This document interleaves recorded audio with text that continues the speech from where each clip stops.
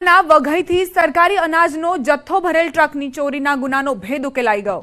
અનાજનો જથ્થો સગેવગે થાય તે પહેલા જ સુરત જિલ્લા એલસીબી પોલીસે 3 આરોપીઓને ઝડપી લીધા। પોલીસે કુલ 54.93 લાખનો મુદ્દામાલ જપ્ત કર્યો। સુરત જિલ્લામાં પોલીસ દ્વારા અલગ અલગ ટીમો બનાવીને અલગ અલગ રૂટ પર નાકાબંધી કરીને તપાસ કરવામાં આવી હતી। બાતમીના આધારે પોલીસે રેડ કરી અને બંને ટ્રક સાથે 3 ઇસમોને ઝડપી પાડ્યા, જ્યારે એક ઇસમ પોલીસની રેડ જોઈ નાસી ગયો હતો। ખાનગી રીતે બાતમી મળેલ કે મસીદ ખાન નામનો એક માણસ માંડવી ખાતે સરકારી અનાજની 2 ટ્રકો લઈને વેચવા ફરી રહેલ છે। જે આધારે તાત્કાલિક તરસાડા તરફ જતા રોડ ઉપર સેલ પેટ્રોલ પંપથી આગળ સર્વિસ રોડ ઉપર GJ 15 AV 3033 તેમજ UP 70 CT 5467 નંબરની 2 ટ્રકો પકડી લેવામાં આવેલ અને કુલ 3 આરોપીઓને પકડવામાં આવેલ। જે આરોપીઓના નામ છે મસીદ કુમાર, જુમૈ ખાન, જાતેક ખાન, મોહમ્મદ સનેશા, મોહમ્મદ ગુલશન અને મોહમ્મદ સમીર નસીબ કુરેશી। ધાનેરામાં ઉપાશ્રય અને દેરાસર બનાવવા બાબતનો વિવાદ વકર્યો। જૈન સમાજમાં ચાલી રહેલા વિવાદ વચ્ચે પાલિકાએ બાંધકામની આપેલ મંજૂરી રદ કરવા છતાં બાંધકામ ચાલુ રહેતા ધાનેરા નગરપાલિકાએ કામગીરી સ્થળને સીલ કરી દીધું। મહત્વનું છે કે ઉપાશ્રય અને દેરાસર બનાવવા બાબતે જૈન સમાજમાં છેલ્લા 1.5 વર્ષથી વિવાદ ચાલી રહ્યો છે। અમે નગરપાલિકાના આ કાર્યની વિરુદ્ધમાં સુપ્રીમ કોર્ટ અને હાઈકોર્ટના દરવાજા આગામી સમયમાં ખખડાવનાર છીએ તથા જે ગેરકાયદેસર બાંધકામ પ્લાન મંજૂરી વિના થયેલ છે એ વિશે અમે ગાંધીનગર ખાતે સરકારશ્રીનું પણ ધ્યાન દોરેલ છે અને આવનાર સમયમાં ન્યાયના હિતમાં સરકારશ્રી યોગ્ય પગલાં લે એવી અમને માંગણી છે। નગરપાલિકાએ સ્થળ ઉપર જઈને સાઇટ સીલ કરેલી છે, એટલે કે હવે સ્થળ ઉપર કોઈ પણ પ્રકારનું કામ કરી શકાશે નહીં નગરપાલિકાની પૂર્વ મંજૂરી સિવાય। અને આ બાબતે જ્યાં સુધી આખરી હુકમ ચેરિટી કમિશનર કે હાઈકોર્ટનો ના આવે ત્યાં સુધી સ્થળ ઉપર કોઈ પણ વ્યક્તિ, સંસ્થા, જનતા પાર્ટીમાં સંગઠન પર્વ ચાલી રહ્યું છે। રાજ્યમાં પ્રમુખ, વોર્ડ પ્રમુખ સહિત હોદ્દેદારોની નિમણૂક કરાઈ રહી છે, જેમાં અમદાવાદ કુબેરનગર વોર્ડના પ્રમુખની નિમણૂક બાદ ઉંમરને લઈ વિવાદ વકર્યો। જન્મ તારીખને લઈ ડોક્યુમેન્ટ સામે આવ્યા, જેમાં વિપક્ષે ખોટા ડોક્યુમેન્ટને લઈ આક્ષેપ કર્યા છે। કોંગ્રેસ પ્રવક્તા ડોક્ટર અમિત નાયકે સોશિયલ મીડિયામાં રામ પ્યારેના જન્મ પ્રમાણપત્ર અને સ્કૂલ લિવિંગ પ્રમાણપત્ર મૂક્યા હતા। ખોટા સર્ટિફિકેટને લઈ તપાસની માંગ કરાઈ છે। ખોટા પ્રમાણપત્રો બનાવવાના કૌભાંડ ચાલતા હોવાના પણ આરોપ મૂક્યા છે। આ મામલે શહેર ભાજપ પ્રમુખ અમિત શાહે કહ્યું કે ખોટા પ્રમાણપત્રના આરોપ અંગે તપાસ કરવા સૂચના અપાઈ છે। ખોટા પ્રમાણપત્ર બનાવ્યા હશે તો કાર્યવાહી કરાશે। સમગ્ર મામલે રામ પ્યારે આ મામલે જવાબ આપવાનું ટાળ્યું હતું।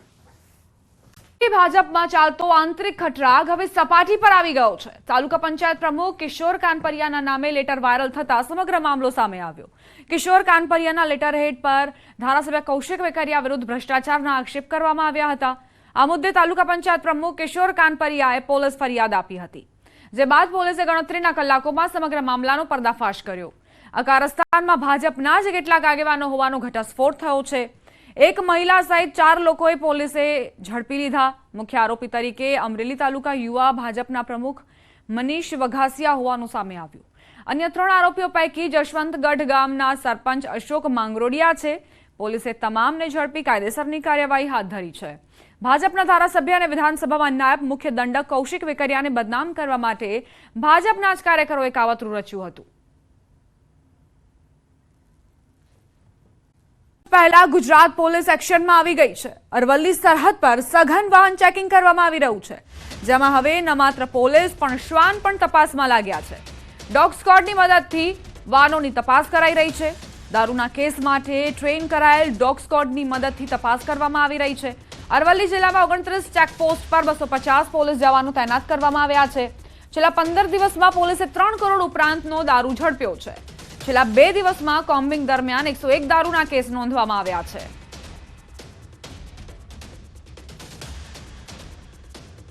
ટોટલ આપણે સ્ટાફની વાત કરીએ તો લગભગ 250 જેટલો સ્ટાફ છે એ આપણે અલગ અલગ ચેકપોસ્ટમાં અત્યારે કાર્યરત કરેલો છે અને તમામ વાહનોનું સઘન રીતે ચેકિંગ થાય અને કોઈ પણ પ્રકારની આવી દારૂની વિદેશી દારૂ, દેશી દારૂની પ્રવૃત્તિ છે એ અટકાવવામાં આવે એવા સૂચનો એસપી સાહેબ અને રેન્જ સાહેબ તરફથી પણ મળેલા છે. ગુજરાત રાજસ્થાનની બોર્ડર ઉપર 31 લઈને તૈનાતી જોવા મળી રહી છે, સતર્ક બોર્ડર જોવા મળી રહી છે. ત્યારે આ વખતે જે ગુજરાત પોલીસ દ્વારા જે તપાસનો નવતર પ્રયોગ કરવામાં આવી રહ્યો છે, ખાસ કરીને જે સ્પેશિયલી જે ટ્રેન કરવામાં આવ્યા છે ડોગ સ્કોડ, એ પ્રમાણે ડોગ અહીં તૈયાર કરવામાં આવ્યા છે, તેની દ્વારા તપાસ કરવામાં આવી રહી છે. આપણે રતનપુર બોર્ડર ઉપર છે કે જ્યાં લગભગ જે 31 લઈને સૌથી વધુ દારૂ ઝડપાતો હોય છે. છેલ્લા 15 દિવસમાં 3 કરોડ ઉપરનો દારૂ ઝડપાયો છે. આપ જોઈ શકો છો કે આ જે ડોગ છે તેના દ્વારા હાલ જે ગાડીમાં તલાશી લેવામાં આવી રહી છે. સ્પેશિયલી પ્રોહિબિશન માટે આ ડોગને તૈયાર કરવામાં આવ્યા છે. આ ડોગનું નામ છે કેમરી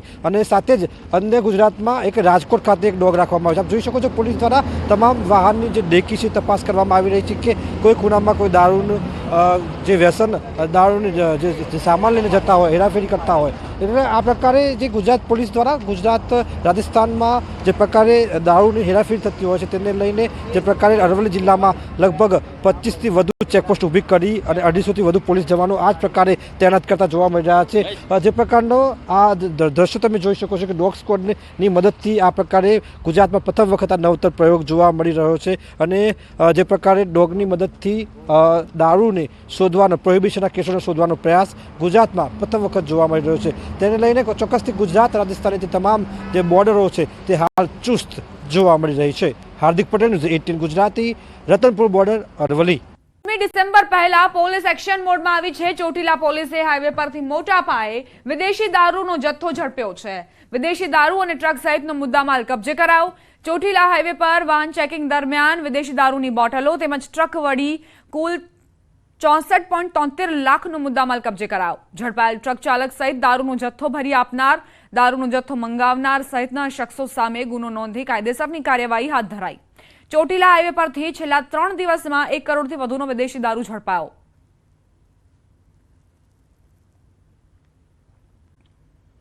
દેશી દારૂનું ઉત્પાદન કરતી મસમોટી ભઠ્ઠી મળી. દેશી દારૂના બનાવટ માટેની મસમોટી ભઠ્ઠી ઝડપાઈ છે. 1172 લીટર દેશી દારૂ સાથે 2 શખ્સની ધરપકડ. 22,535 લીટર દેશી દારૂ બનાવવાનો વોશ ઝડપાયો. દરોડો પાડતા અન્ય 21 લોકો ફરાર થયા. 23 આરોપીઓ સામે ફરિયાદ નોંધવામાં આવી છે. જમાલપુર બ્રિજ પાસે અકસ્માતની ઘટના બની છે. કાર ચાલકે અકસ્માત સર્જ્યો. 45 વર્ષીય મહિલાનું મોત નીપજ્યું. 2 ઘાયલ. બેફામ રફતારનો કહેર જોવા મળ્યો છે. પોલીસ ઘટના સ્થળે પહોંચી છે. અમદાવાદમાં બેફામ રફતારના કારણે વધુ એકનો જીવ લેવામાં આવ્યો છે. 45 વર્ષીય મહિલા જેમને મોત મળ્યું છે. 2 કોટથી આરોગ્ય કેન્દ્રમાં તાપણા મામલે અપાયા તપાસના આદેશ. આરોગ્ય કેન્દ્રમાં તાપણું કરનાર સામે કાર્યવાહી થઈ શકે છે. મીડિયા અહેવાલો બાદ તપાસના આદેશ અપાયા. શાપર આરોગ્ય કેન્દ્રનો વિડીયો વાયરલ થયો હતો. આરોગ્ય કેન્દ્રમાં ઠંડીથી બચવા માટે તાપણું કરાયું હતું. સેનિટાઈઝર, દવાઓ વચ્ચે તાપણું કરવામાં આવ્યું હતું. વિડીયો વાયરલ થતાં જ ન્યૂઝ 18 ગુજરાતી અહેવાલ પ્રસારિત કર્યો અને જેમાં વિડીયોમાં જોઈ શકાય છે કે દવાના જથ્થા અને સેનિટાઈઝરના જથ્થા વચ્ચે તાપણું કરવામાં આવ્યું હતું, જે જોખમકારક સાબિત થઈ શક્યું હોત. આ બેદરકારીના કારણે હવે તપાસના આદેશ આપવામાં આવ્યા છે.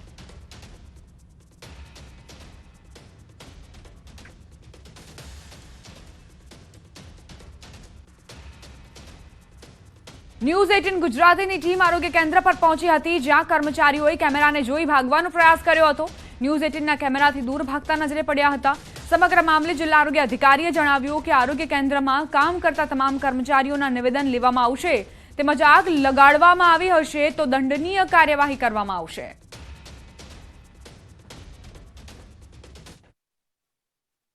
રાજકોટના સાપરમાં આરોગ્ય કેન્દ્રની ઘોર બેદરકારી સામે આવી છે. અહીંયા જે રીતના વાત કરવામાં આવે તો ગઈકાલે જે આરોગ્ય કેન્દ્ર છે અહીંયા તાપણું કરતા હોવાનો એક જાગૃત નાગરિક દ્વારા વિડીયો બનાવવામાં આવ્યો હતો. ખાસ કરીને આ જે છે અહીંયા જે ખાસ કરીને લાકડાનું છે અને આ જગ્યાએ એક્ઝેક્ટ અંદરની સાઈડ જે કહી શકાય કે અહીંયા તાપણું કરવામાં આવતું હતું, આ જગ્યાએ તાપણું થતું હતું. પાછળ જે કહી શકાય કે કેમિકલ ભરેલા કેટલાક કેન પણ છે, તેમાં સેનિટાઈઝર સહિતના જે કેન છે. તો બીજી તરફ આ જે છે સમગ્ર જે ફર્નિચરનું બનેલું છે, અહીંયા આખું લાકડાનું બનેલું છે. જો અહીંયા દુર્ઘટના સર્જાત, અહીંયા અકસ્માત જો આગ લાગત તો અનેક લોકોના જીવને પણ જોખમ થઈ શકત. હાલ અહીંયા અધિકારીઓ છે, આપણે એમની ખાસ કરીને અહીંયા કેટલાક જે છે મહિલા જે કર્મીઓ છે, આપણે એમની સાથે પણ વાત કરવાનો પ્રયાસ કરીશું. બેન, શું કહેશો, ગઈકાલે અહીંયા જે છે કે મીડિયાને જોઈને આરોગ્ય કર્મીઓ છે તે દૂર જઈ રહ્યા છે. બેન, શું કાલે બન્યું હતું આપ જણાવી શકશો? ચોક્કસથી અહીંયા કે જે આરોગ્ય કર્મીઓ છે તે દૂર ભાગી રહ્યા છે, પરંતુ બેન આપ જણાવશો ગઈકાલે શું થયું હતું? ક્યાંક મીડિયાથી જવાબ દેવાના બદલે દૂર જઈ રહ્યા છે, પરંતુ સ્પષ્ટ રીતે જોઈ શકાય છે કે અહીંયા ગંભીર બેદરકારી સામે આવી છે. રાજકોટમાં અગાઉ આરોગ્ય જે છે અગ્નિકાંડ જેવી ગંભીર ઘટના બની હતી. જો અહીંયા અકસ્માત સર્જાત, જો આગ લાગત તો અનેક લોકોના જીવને પણ જોખમ થઈ શકત. અહીંયા ક્યાંક જવાબ દેવો જોઈએ, મીડિયા સામે આવીને સ્પષ્ટ પોતાનો વિચાર છે તે પોતાનો પક્ષ છે તે રજૂ કરવો જોઈએ, પરંતુ ક્યાંક ને ક્યાંક અત્યારે મીડિયાથી પણ આ દૂર ભાગતા હોય તેવા દ્રશ્યો સ્પષ્ટ રીતે સામે આવી રહ્યા છે. હાર્દિક જોશી, ન્યૂઝ 18 ગુજરાતી, રાજકોટ. આ તરફ તાપણા અંગે આરોગ્ય અધિકારીનું નિવેદન. આવતીકાલે કેન્દ્રના કર્મચારીઓને બોલાવવામાં આવ્યા. આરોગ્ય કેન્દ્રના સ્ટાફનું નિવેદન લેવામાં આવશે. આવતીકાલે એ લોકોને બધાને અમે લોકો બોલાયા છે. જે કર્મચારી છે એને પણ બોલાયા છે, જે અધિકારી છે એને બી બોલાયા છે, અને એ લોકોનું નિવેદન નોંધવામાં આવશે અને એના પછી આગળની શિક્ષાત્મક કે દંડાત્મક કાર્યવાહી કરવામાં આવશે. માનનીય ડીડીઓ સાહેબ સાથે મળીને એ લોકોની આગળની જે કાર્યવાહી છે એમાં અમે લોકો જે દંડાત્મક કાર્યવાહી છે કે શિક્ષાત્મક કાર્યવાહી છે એ કરવામાં આવશે. સંવાદદાતા હાર્દિક જોડાઈ ગયા છે વધુ જાણકારી સાથે. હાર્દિક, આપ જ્યારે આરોગ્ય કેન્દ્રમાં ગયા તે દરમિયાન આપે શું જોયું? જે કર્મચારીઓ હતા તેમણે તો ભાગવાનો પ્રયત્ન કર્યો જ, પરંતુ જે હાજર સત્તાધીશો હતા તેમના તરફથી કોઈ પ્રતિક્રિયા આવી? પોતાનો બચાવ તેમણે કર્યો હોય?